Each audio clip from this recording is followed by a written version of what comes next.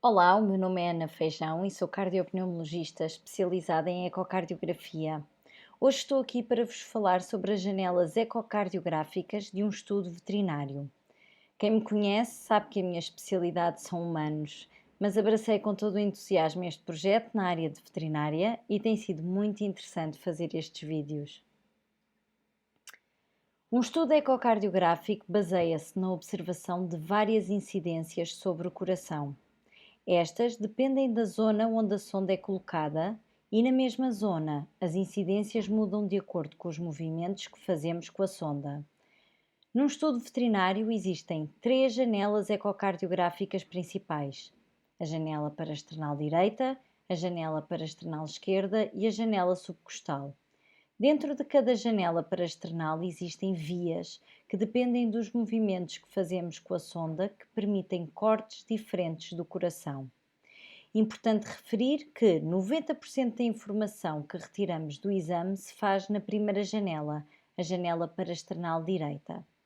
Esta divide-se em dois cortes principais: no corte do longo eixo, em que conseguimos ver o coração no seu eixo maior, a continuidade auricular, ventrículos e artérias, e o curto eixo, que são vários cortes transversais do coração, como se o cortássemos às fatias. Neste vídeo vamos falar sobre a janela parasternal eixo longo. Mas antes, acho importante termos uma noção da localização do coração no tórax do animal. O coração fica dentro da caixa torácica, nos gatos fica mais centrado, por trás do externo, e nos cães fica um pouco mais à esquerda. As cavidades esquerdas, como o nome indica, ficam viradas para o lado esquerdo e as direitas para o lado direito. Começando o exame com o animal deitado para o seu lado direito, o coração vai ter a seguinte apresentação anatómica. O ápex dos ventrículos vai apontar para a barriga e as aurículas vão estar numa posição mais superior. Para iniciarmos pela janela parasternal direita, longo eixo de 4 câmaras, devemos colocar a sonda na zona parasternal direita. Nesta janela, podemos visualizar as 4 cavidades cardíacas no seu longo eixo.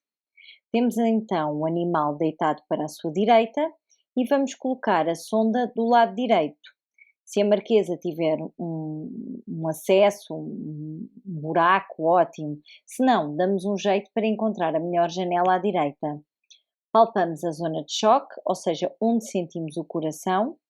Colocamos a sonda com a marca ou índex virada para cima ou para a coluna vertebral do animal. Podem ver na imagem, a seta vermelha indica a posição da marca da sonda ou índex.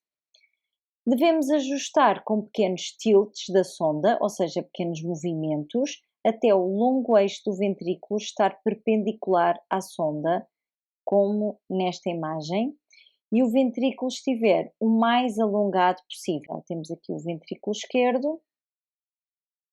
Não se esqueçam que os gatos têm o coração mais central, por isso terão que procurar mais perto do externo.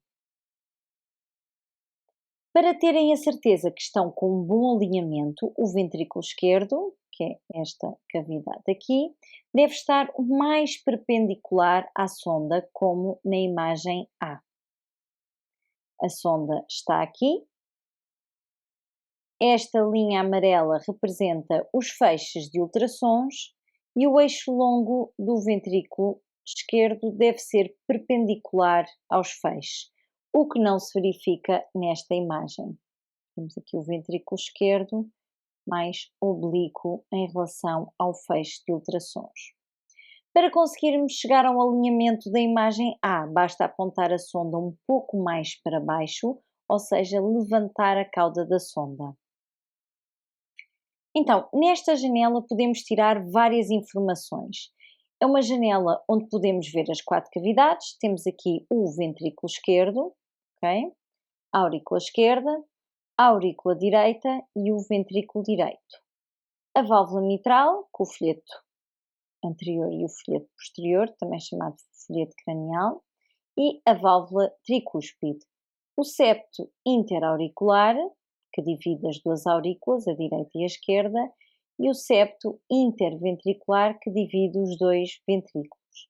E aqui temos a parede livre do ventrículo esquerdo e a parede livre do ventrículo direito. A parede livre do ventrículo esquerdo também se pode denominar parede posterior ou látero inferior. Por esta via, podemos logo ter a ideia da relação do tamanho entre as 4 cavidades cardíacas. Normalmente as cavidades direitas são mais pequenas, como podem ver aqui, e as paredes menos espessadas. Avaliando subjetivamente a parede livre do ventrículo direito, esta deve ter metade da espessura da parede posterior do ventrículo esquerdo, ou seja, esta parede deve ser metade desta, e podemos ver que realmente ela é bem mais fina do que esta. Devemos avaliar a função de ambos os ventrículos. Todos os segmentos devem contrair com igual intensidade. Devemos analisar se o septo interventricular tem movimento paradoxal, ou seja, se tem algum tipo de movimento anormal para a fase do ciclo avaliada, porque este em sístole deve espessar e reduzir a cavidade ventricular esquerda, e em diástole deve ficar mais fino e reduzir o tamanho do ventrículo direito. Se não for este o comportamento do septo interventricular, dizemos que tem um movimento ou contractilidade paradoxal e está muito associado a alterações de pressão ou de volume das cavidades direitas, em caso de TEP, tromboembolismo pulmonar, hipertensão pulmonar, comunicação interauricular com síndrome de Eisenmenger, etc. Devemos também avaliar as válvulas.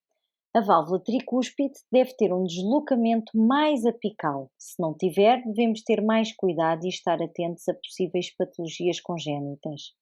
Ambas as válvulas devem ser finas e devem manter boa abertura. Os folhetos das válvulas auriculoventriculares devem fechar ao nível do plano valvular ou um pouco mais à frente. Temos aqui o plano do anel mitral, ok? Que é o plano valvular. E os folhetos podem ver que fecham à frente. No caso de flail ou prolapso, eu depois já vou explicar mais à frente, temos que quantificar a regurgitação se esta existir.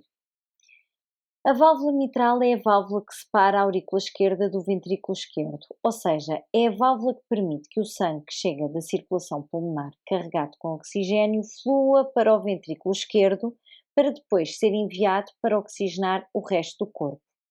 É uma válvula que tem uma anatomia muito complexa e várias condições patológicas que a podem afetar.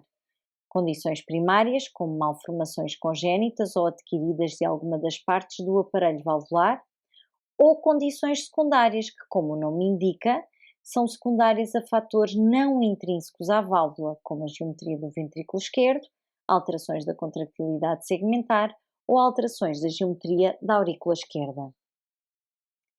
Tendo como principal função deixar passar o sangue para o ventrículo esquerdo e não deixar que o sangue volte para a circulação pulmonar durante a contração do ventrículo, é uma válvula que exige cuidado na sua avaliação. Por último, o septo interauricular deve ser contínuo e deve ser a direito. Uma deslocação ou abaulamento pode significar variações de pressão num lado ou outro do coração. Ora, depois de avaliarmos qualitativamente a imagem bidimensional, devemos fazer algumas medições para avaliar quantitativamente. Existem várias medições em várias modalidades e vamos falar sobre cada uma. Existem 4 medições muito importantes ao nível desta incidência: a medição do diâmetro do anel mitral, a medição da dimensão transversal da aurícula esquerda, a fração de ejeção calculada pelo método Simpson e a espessura das paredes do ventrículo direito e do ventrículo esquerdo. Vamos falar individualmente sobre cada uma destas medições. O anel mitral é um dos componentes da válvula mitral. O seu plano de inserção deve ser um pouco acima do anel tricúspide. Pode estar fibrosado, o que lhe vai dar uma apresentação um pouco mais brilhante do que o normal, mas se tiver uma ecogenicidade mais evidenciada, devemos considerar mesmo calcificação do anel. A sua dilatação está muito ligada à gravidade da regurgitação valvular mitral, sendo muito importante fazer a sua medição. No estudo sobre a anatomia ecocardiográfica da válvula mitral em cães saudáveis e em cães com doença mixomatosa da válvula mitral, de Wesolowski et al., refere-se que o anel mitral deve ser medido na primeira frame após o fecho da válvula mitral e na última frame antes da abertura da válvula mitral, definido como telediástole, ao fim da diástole, e telesístole, fim da sístole. Então, para medirmos o anel mitral, carregamos no freeze para parar a imagem. Com a ajuda do rato, encontramos a fase do ciclo certa. Podemos começar, por exemplo, pela telesístole. Colocamos o caliper na zona de inserção do folheto anterior, aqui, e fazemos uma linha reta até à zona de inserção do folheto posterior, como podem ver nesta linha amarela na imagem. O valor desta linha representa o valor do anel mitral, o diâmetro do anel mitral. Devemos medir o anel em telesístole e em telediástole, como já vos disse, e neste quadro temos as medições consideradas normais de acordo com o peso do animal. Não se esqueçam, quando diagnosticarmos alguma medição anormal, devemos reportar no relatório. Mesmo sendo um outlier, o veterinário que lê o relatório deve ter o conhecimento dessa alteração e saber como proceder para fazer o diagnóstico diferencial. A fração de ejeção é a percentagem de sangue na cavidade ventricular que é ejetada em cada batimento, sendo uma das principais medições que permitem a quantificação da função sistólica global do ventrículo esquerdo. Quando a fração de ejeção é reduzida devido a patologias que afetam a contração do músculo cardíaco, significa que a função sistólica global está comprometida, ou seja, a capacidade de bombeamento cardíaco é reduzida.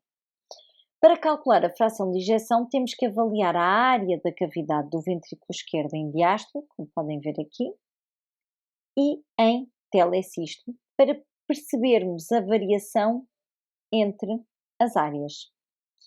Devemos escolher colocar na frame em telediástole, fazendo o freeze, escolhemos o ciclo certo, selecionamos o comando Simpson no software de medições e fazemos o contorno do endocárdio ventricular. Damos Enter, o software registra a nossa medição e dá uma medida aproximada de volume da cavidade do ventrículo esquerdo através de uma estimativa desta área. Em seguida, fazemos o mesmo, mas em telesístole. O software faz o cálculo para chegar à fração de ejeção e o valor deve ser superior a 50% para ser considerada uma função sistólica conservada. A dimensão da aurícula esquerda é um parâmetro fácil de medir e muito importante.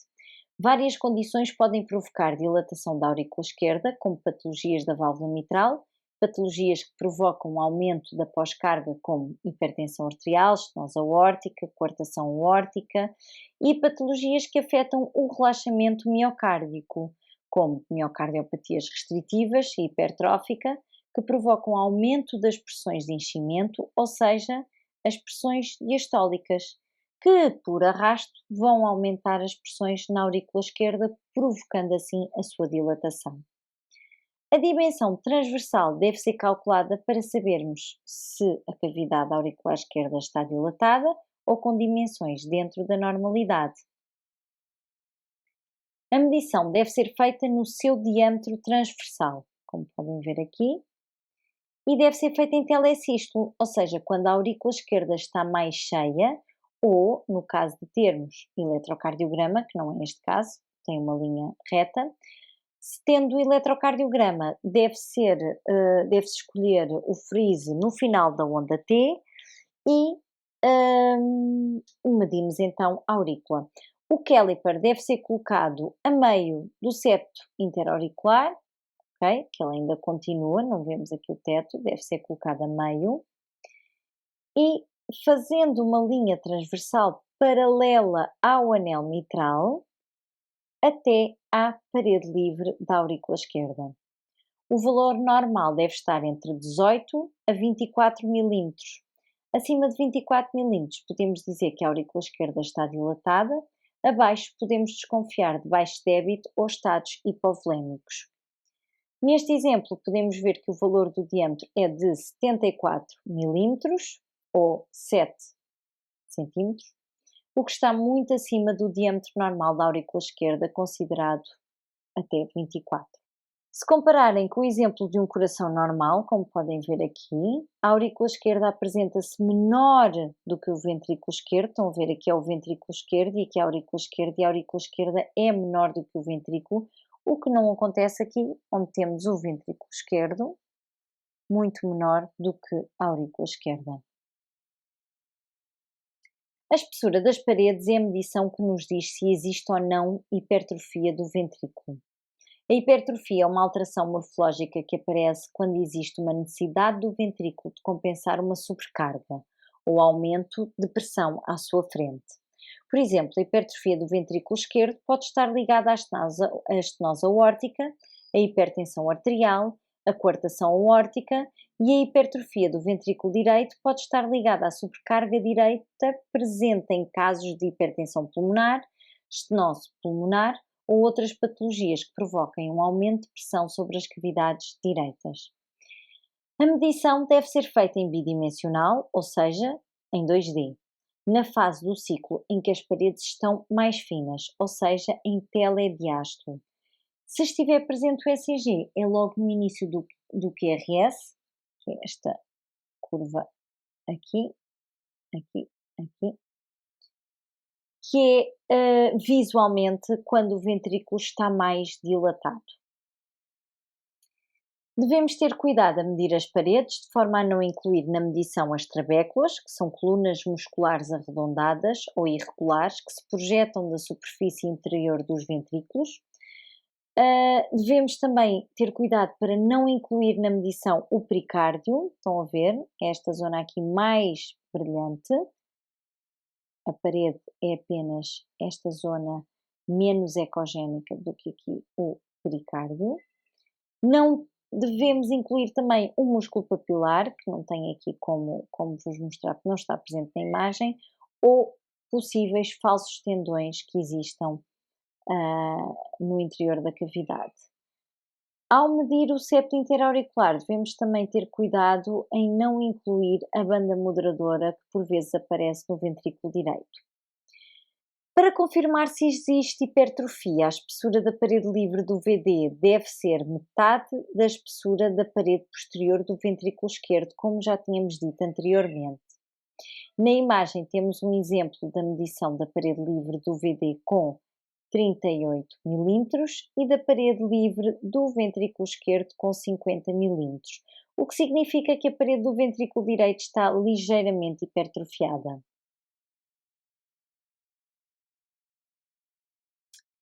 Ao nível desta incidência, devemos fazer uma medição do EPSS, que significa E-Point to Septal Separation, ou seja, a separação ou distância que vai do ponto E da válvula mitral, do folheto anterior, até ao septo. Olhando para este corte, podemos ver o septo interventricular aqui, okay, que em modo M continua para aqui, a válvula mitral aqui, ok? Que está aqui o folheto anterior e está aqui o folheto posterior. E a parede posterior, que está aqui, que, como podem ver, tem esta apresentação por modo M. O EPSS é a medição desta distância que vai do ponto E do folheto da válvula mitral até ao septo. Normalmente é a porção distal do folheto, só em casos de patologia reumática é que a ponta do folheto perde esta proximidade, sendo a porção média a mais proximal do septo. Esta medição é calculada na fase do ciclo em que o folheto está mais próximo do septo, aqui, aqui e aqui. E neste caso, a medição deu 18 milímetros. Esta linha amarela, representada pelo cursor, indica a zona do corte do modo M.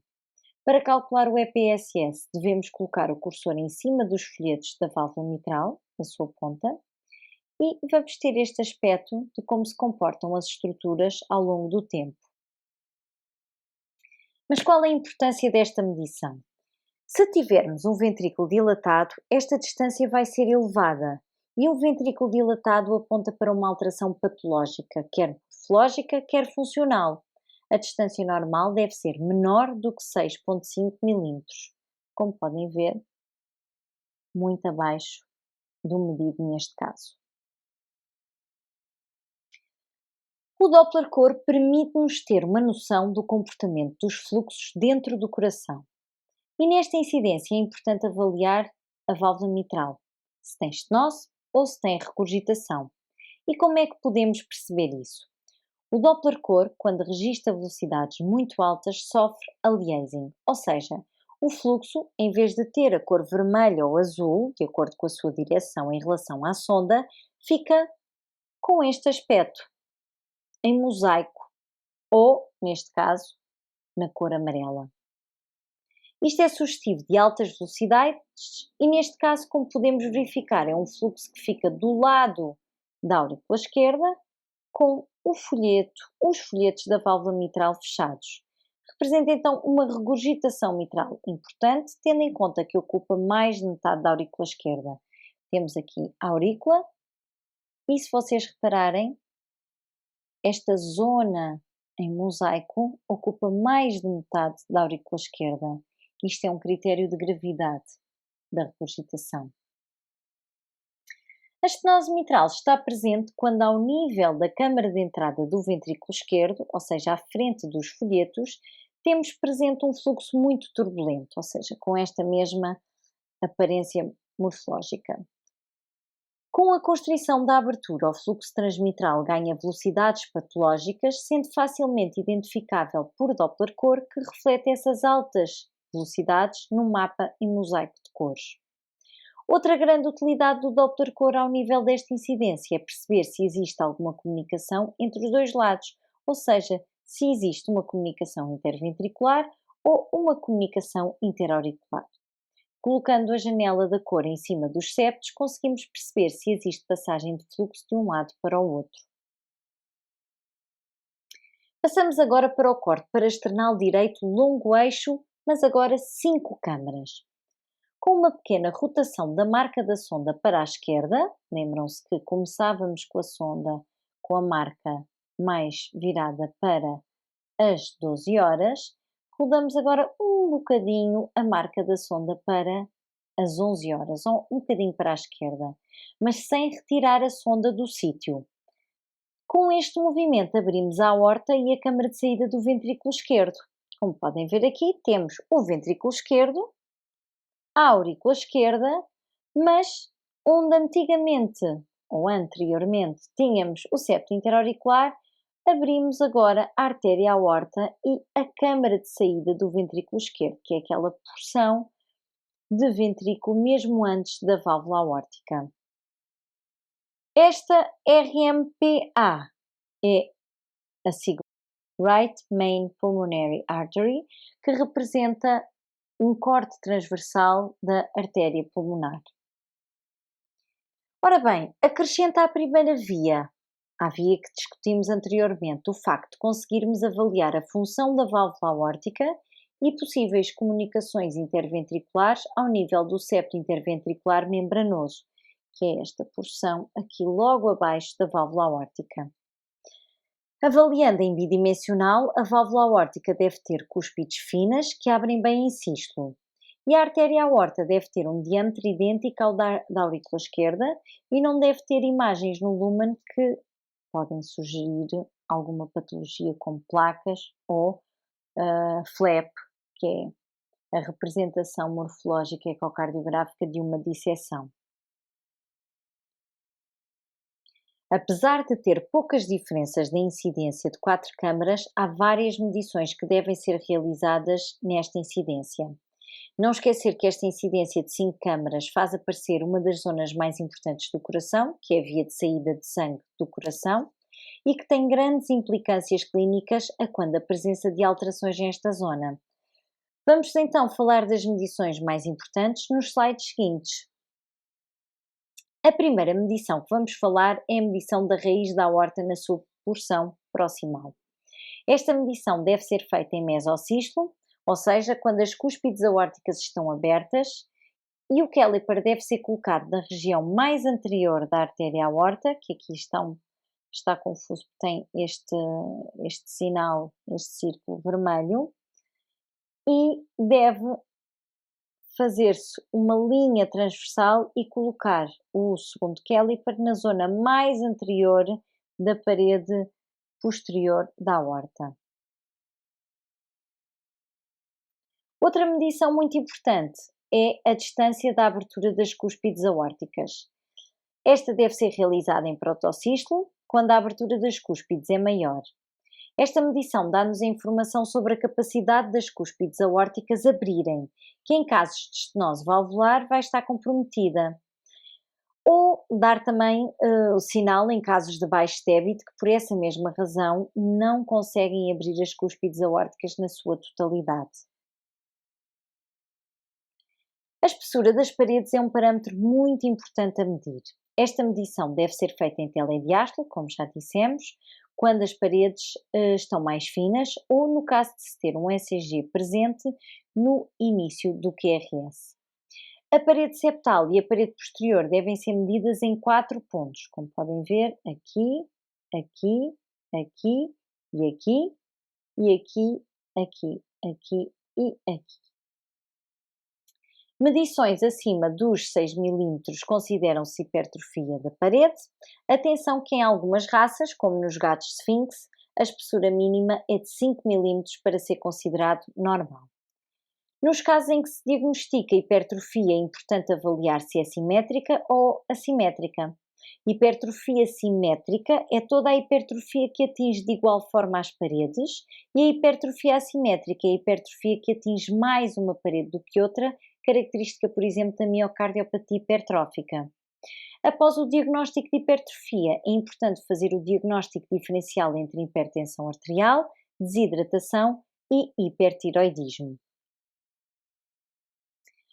Ora, da mesma forma que na incidência 4 câmaras avaliamos o comportamento dos fluxos da válvula mitral, esta incidência permite-nos avaliar a função da válvula aórtica, se tem estenose ou se tem regurgitação. Neste exemplo, podemos observar um fluxo em telediástolo que passa para o interior da cavidade do ventrículo esquerdo, estão aqui a ver, com as cúspides fechadas, correspondendo à regurgitação aórtica. Mas já vamos depois falar mais à frente, que eu tenho alguns vídeos que facilitam a interpretação da imagem.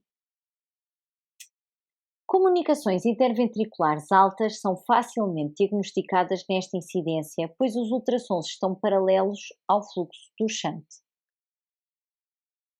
Estão a ver? O fluxo é a passagem da cavidade esquerda para a cavidade direita. Normalmente o ventrículo esquerdo é aquele que tem maior pressão, logo o shunt vai ser esquerdo-direito, e sendo um fluxo paralelo aos ultrassons que vêm aqui da sonda, consegue ter uma interpretação das velocidades e da direção muito melhor do que se fosse menos paralelo. Podem ver neste exemplo, onde está este ponto vermelho indica o septo interventricular membranoso, e ao colocar a janela do Doppler Core por cima, podemos ver um fluxo em mosaico que representa o shunt da comunicação interventricular. Para avaliar se é uma CIV restritiva ou não restritiva, devemos avaliar o gradiente por Doppler contínuo, colocando o cursor do CW paralelo por cima do fluxo. Outra grande utilidade do Doppler Core nesta incidência é avaliar possíveis obstruções da câmara de saída do ventrículo esquerdo. Como eu vos disse há pouco, a câmara de saída do ventrículo esquerdo é a porção de ventrículo logo antes das cúspides aórticas, e uma turbulência ao nível desta zona, como vocês podem ver aqui, as cúspides aórticas estão aqui e nós temos um ventrículo que em sístole tem turbulência de fluxo antes das cúspides, pode corresponder a um movimento anterior sistólico do folheto anterior da válvula mitral. Nos casos de miocardiopatia hipertrófica assimétrica, existe uma redução importante da câmara de saída do ventrículo esquerdo, que pelas forças de Venturi vão sugar o folheto anterior, provocando ainda um maior estreitamento desta zona de saída de sangue. A turbulência de fluxo nesta zona pode também corresponder a uma membrana subaórtica ou a um estado de baixo débito num ventrículo com hipertrofia importante das paredes e cavidade pequena. Por isso, já sabem, quando virem turbulência a este nível, é importante fazer o diagnóstico diferencial para perceber a etiologia destas velocidades na câmara de saída do ventrículo esquerdo. Agora que já vos falei da parte chata da teoria, vamos ver alguns exemplos para perceberem visualmente como é que algumas situações se apresentam ecocardiograficamente. Ora, gostava de começar por vos mostrar que nem sempre temos janelas maravilhosas e por mais fácil que seja ter uma boa imagem em tóraxes pequenos, como acontece nos animais, as más janelas existem. Nestes casos, o ideal é avaliar o que conseguimos, descrever no relatório as certezas do que vimos com certezas e nas incertezas referir que a visualização teve dificuldades técnicas e não comprometerem nenhum diagnóstico. A função sistólica é das avaliações mais importantes num estudo ecocardiográfico, sobretudo a avaliação da função sistólica do ventrículo esquerdo. E a vantagem desta incidência é que nos primeiros minutos do exame conseguimos logo perceber a função sistólica do ventrículo esquerdo. Claro que não convém fechar o diagnóstico apenas com uma avaliação qualitativa. A fração de ejeção, como expliquei no início da apresentação, deve ser sempre calculada. Mas olhando para a contractilidade do ventrículo esquerdo, conseguimos logo perceber se a função é boa ou não. Temos este caso, temos aqui o ventrículo esquerdo, a válvula mitral, a aurícula esquerda, a válvula aórtica um bocadinho espessada, a artéria aórta, desculpem, e o ventrículo direito. Olhando para a contractilidade das paredes do ventrículo esquerdo, podemos ver que elas espessam e que a cavidade do ventrículo esquerdo reduz de tamanho durante a sístole. Este é um exemplo de boa função sistólica.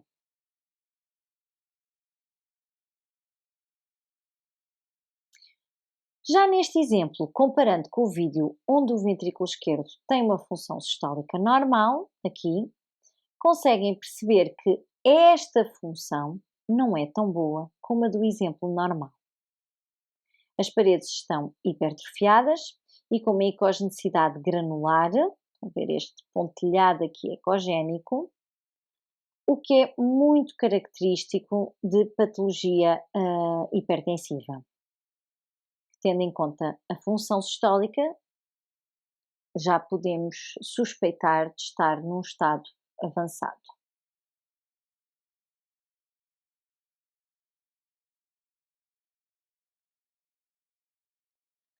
Ora, comparando também estes dois exemplos, podemos ver que a função sistólica deste coração não é normal. As paredes contraem pouco, o que propicia a estase sanguínea. E o que é isto?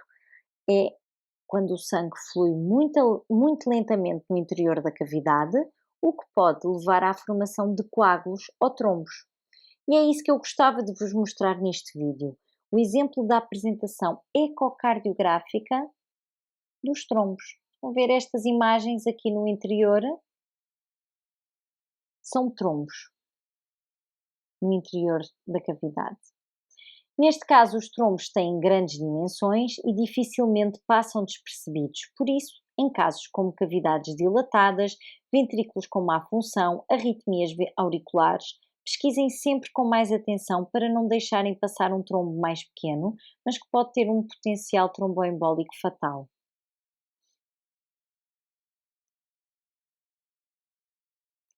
Quando estiverem na presença quando estiverem na presença de um trombo, é importante avaliar a sua mobilidade, o seu contorno e a zona em que estão apensos ou aderentes.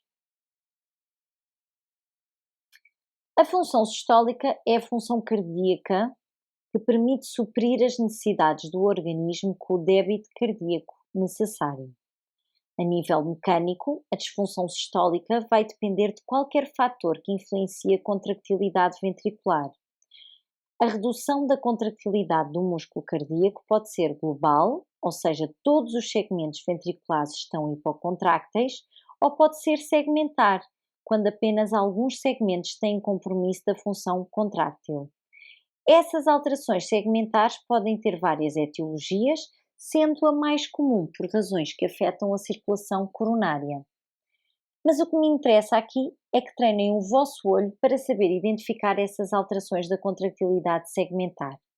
Então, foquem-se no vídeo mais pequeno, este. O vídeo em que temos uma apresentação de um caso com boa função sistólica global. Todos os segmentos contraem bem e de igual forma. Agora, vejam bem este vídeo. Comparem com este. Todas as paredes contraem pior. Não vemos a cavidade do ventrículo esquerdo a reduzir em sístole, como por exemplo, neste exemplo. Mas se virem bem, este segmento médio do septo, contrai ainda menos do que os restantes. Este exemplo é característico da cardiopatia isquémica, uma zona da parede que não contrai tão bem como as restantes, que está mais fina e por vezes mais ecogénica, muito sugestivo de fibrose. Se tiverem dúvidas, pode ajudar a taparem alguns dos segmentos para perceberem o comportamento dos outros. Assim.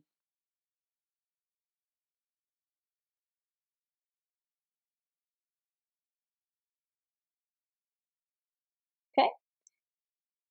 Colocando a mão a tapar a parede posterior, já conseguimos perceber que o segmento basal do septo, apesar de contrair mal, contrai melhor do que o segmento médio. Pessoalmente, eu acho mais fácil tapar os segmentos de forma a ficar apenas as paredes contralaterais. Para alguns será mais fácil ver que o segmento médio da parede posterior, aqui, contrai melhor do que o segmento médio do septo, facilitando assim o diagnóstico de alterações da contractilidade segmentar. As válvulas são estruturas que existem no nosso coração para permitir a passagem do sangue de uma câmara para a outra quando abrem e para evitar que o sangue volte para trás quando estão fechadas. A válvula mitral separa a aurícula esquerda do ventrículo esquerdo. Como já disse, permite a passagem do sangue oxigenado, que vem dos pulmões, para o ventrículo esquerdo, e quando o ventrículo esquerdo contrai, ela evita que esse sangue volte para a circulação pulmonar, provocando sobrecarga sobre os pulmões. Mas nem sempre a coisa corre bem. E existem muitos fatores inerentes à válvula, secundários a outras alterações que provocam o mau funcionamento da válvula mitral. Nestes 3 vídeos conseguem perceber o fluxo regurgitante que passa do ventrículo esquerdo para a aurícula esquerda. Como podem ver aqui. Ok? Este fluxo, quando a válvula mitral fecha, que vem para trás, para a aurícula esquerda, neste caso, maior e com mais velocidade, e neste caso, ainda maior e com mais volume.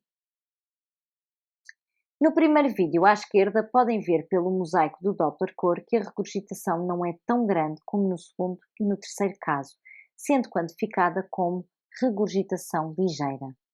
Nos outros exemplos conseguimos visualmente perceber que a regurgitação é significativa, sendo importante quantificá-la com parâmetros como a área da cor, a relação desta área da cor com a área da aurícula esquerda e a vena contracta, que é este chamado pescoço da regurgitação, logo abaixo da zona de coaptação dos folhetos, e outros parâmetros que mais tarde falaremos.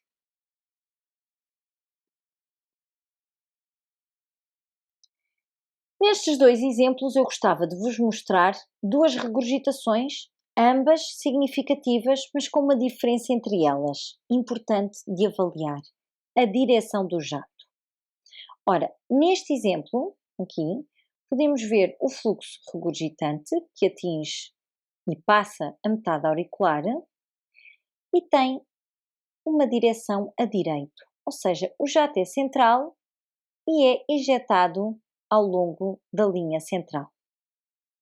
Mas neste segundo exemplo, podemos verificar que o jato regurgitante flui ao longo da parede livre da aurícula esquerda, atingindo o teto auricular. Isto é um sinal de gravidade. Apesar de ambas as regurgitações serem importantes, a excentricidade do jato, o efeito de Coanda, aqui no teto auricular, sugerem gravidade aumentada desta regurgitação.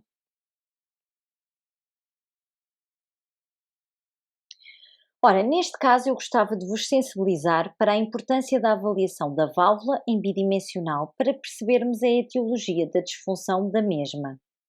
No exemplo, podemos ver que a válvula está espessada, sobretudo na sua porção distal. Estão a ver aqui os folhetos? Parece que tem uma bolinha na porção distal, na zona de coaptação. Este espessamento já por si afeta a coaptação dos folhetos. Para ajudar, podem ver que tanto o ventrículo esquerdo como a aurícula esquerda estão dilatados e o anel mitral está morfologicamente influenciado pela dimensão destas cavidades, dilatando com a sua dilatação. Com o espessamento da válvula mitral e com a dilatação do anel, a regurgitação mitral tem tendência a aumentar e, como podem ver, neste caso já estamos perante uma regurgitação grave que ocupa quase a totalidade da aurícula esquerda.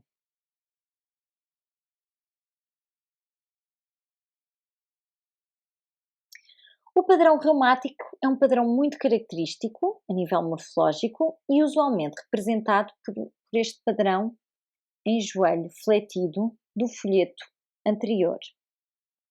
Em ambos os exemplos podemos perceber que o folheto anterior, em plena abertura máxima, é repuxado para baixo. Em vez de abrir amplamente, a ponta em diástole fica a apontar para baixo. No caso A, temos uma estenose da válvula mitral, com espessamento de ambos os folhetos, mas com uma restrição importante da abertura do folheto anterior. No caso B, podemos perceber que a válvula mitral está muito calcificada, com uma restrição grave de ambos os folhetos.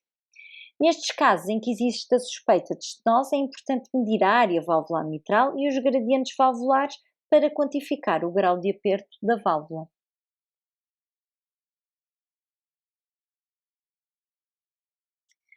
Uma alteração morfológica muito comum da válvula mitral é o prolapso. A válvula mitral, quando fecha, deve ter a zona de coaptação dos folhetos à frente do anel mitral. A chave para diagnosticar um prolapso ou flail do folheto é saber identificar onde fica o anel mitral. Aqui.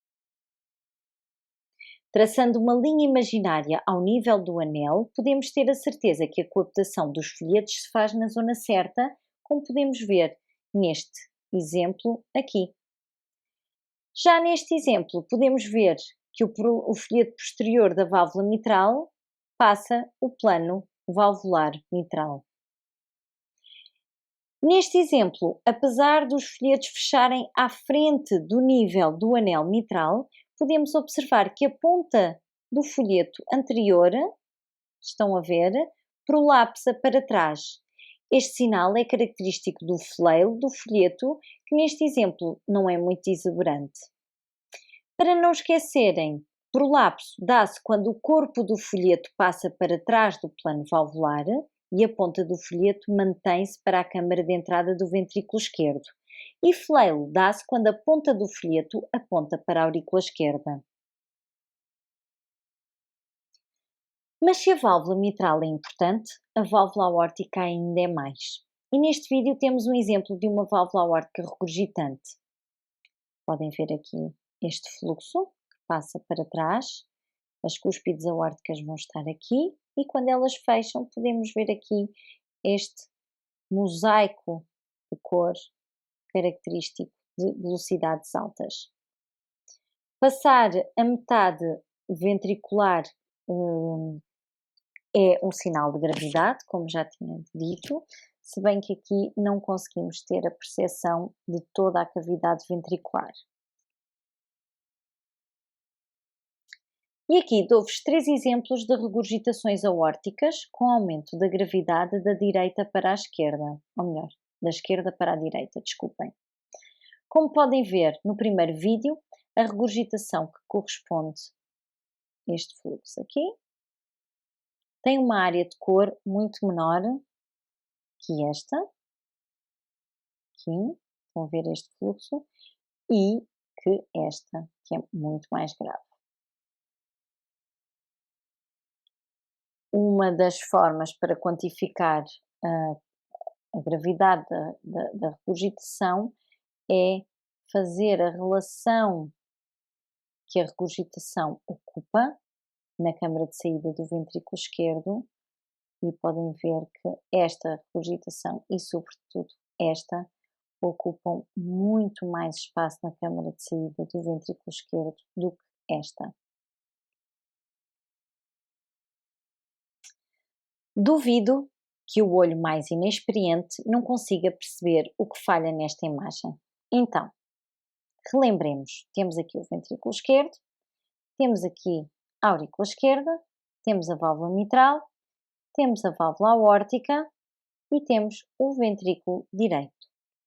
E como podem ver, existe uma estrutura ecogénica estranha, com uma mobilidade exuberante que acompanha o fluxo sanguíneo, ou seja, quando a válvula aórtica abre, a estrutura prolapsa para a aorta e quando a válvula fecha, a estrutura volta de novo para o ventrículo esquerdo.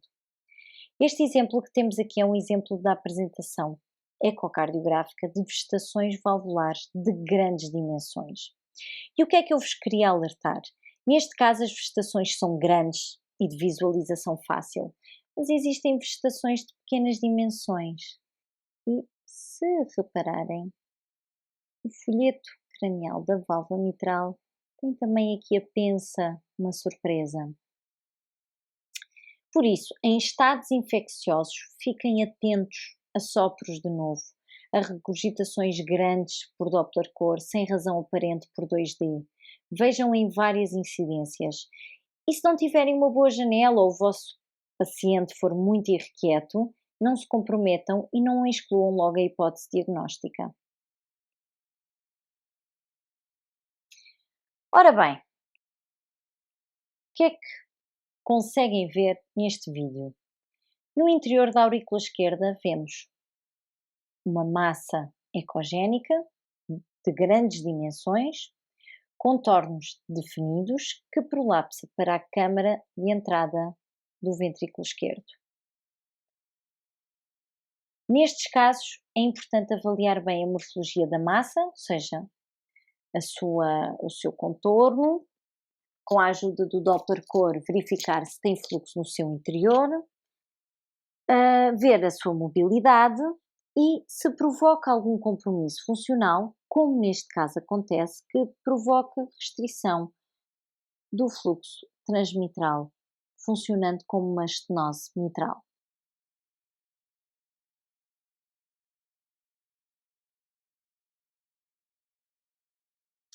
Outro exemplo interessante. Esta incidência, como já vos disse, permite um diagnóstico rápido de CIV, ou comunicação interventricular. Podem ver que por 2D nem sempre é possível fazer o diagnóstico, estão a ver aqui. Podemos perceber aqui ao nível do septo membranoso que alguma coisa está diferente, mas não conseguimos perceber o que é. Colocando o Doppler cor por cima do septo interventricular, desde a sua porção membranosa até aos segmentos apicais, que aqui não se vê, mas devemos fazer o estudo ao longo de todo o septo, permite-nos caso haja comunicação interventricular, a turbulência vai ser sempre muito evidente, por serem câmaras com grande diferença de pressão. E podem ver aqui o jato da comunicação interventricular muito exuberante. Se por acaso tiverem dificuldades na análise do vídeo a correr, ou no caso de estarem com um paciente, não conseguirem ter bem a percepção dos fluxos, porque tudo requer um treino, façam freeze e estudem, façam frame by frame o estudo da cor. Com o tempo vão ganhando prática, a certa altura já vão olhar e vão logo perceber, vão logo conseguir identificar regurgitações pequenas, regurgitações maiores, comunicações pequenas. Numa CIV é fácil porque têm estas velocidades aumentadas, a turbulência de fluxo é muito maior, mas por exemplo nas comunicações interauriculares, por serem comunicações entre câmaras de baixas pressões, nem sempre é tão evidente, nem sempre tem esta turbulência. Por isso, façam um freeze à vossa imagem, façam frame by frame, avaliem com cuidado, com tempo, mesmo que seja no pós-exame em tempo real, façam um estudo das vossas imagens posteriormente, que às vezes conseguem com mais calma perceber a dinâmica de fluxo melhor do que inicialmente ao vivo.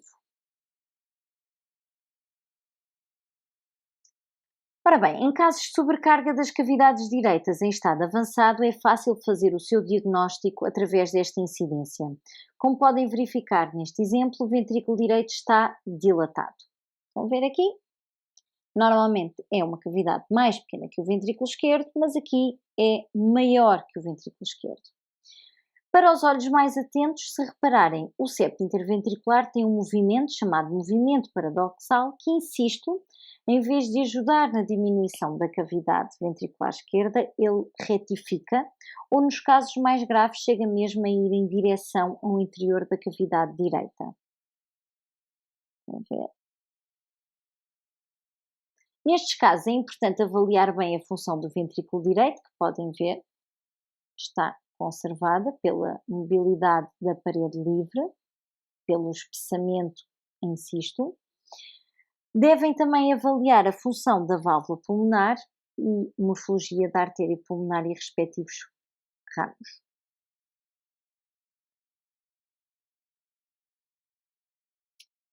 O pericárdio é a membrana que envolve o coração.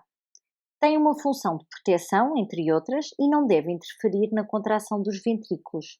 Deve deixar o coração a expandir o necessário, a quando a diástole, para que o coração se encha com o débito cardíaco necessário.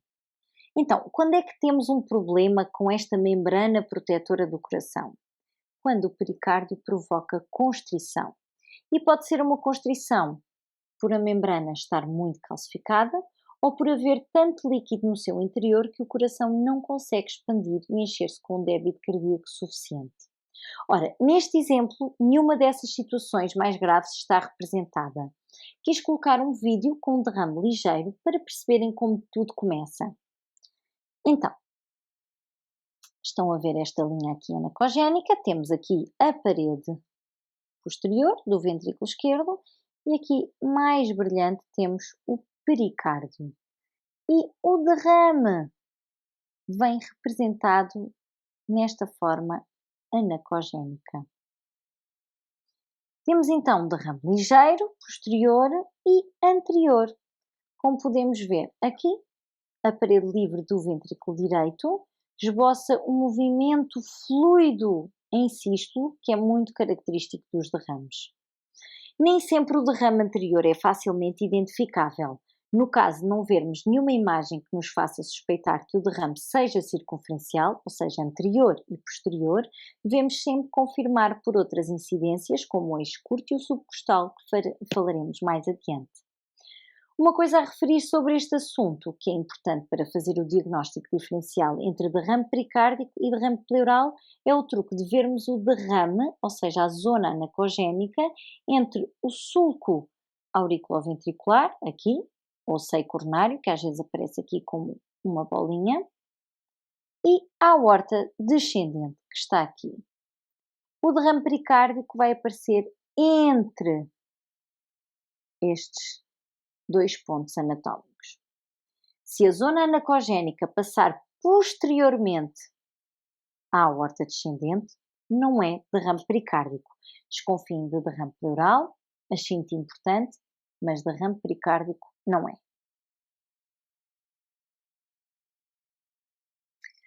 Ora, este caso é um caso muito interessante de um paciente com membrana subaórtica.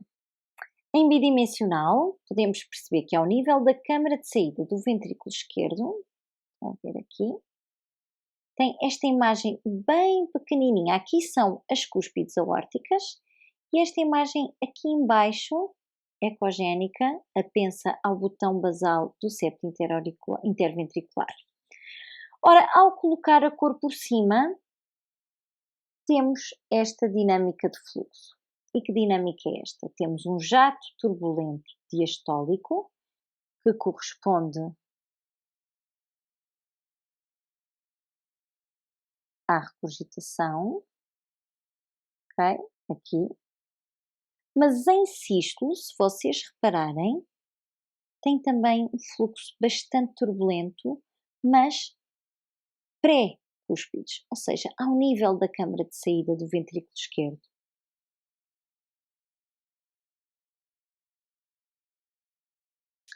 Ora, chegamos ao fim. Espero que tenham gostado e fiquem a aguardar os novos vídeos sobre as outras janelas ecocardiográficas.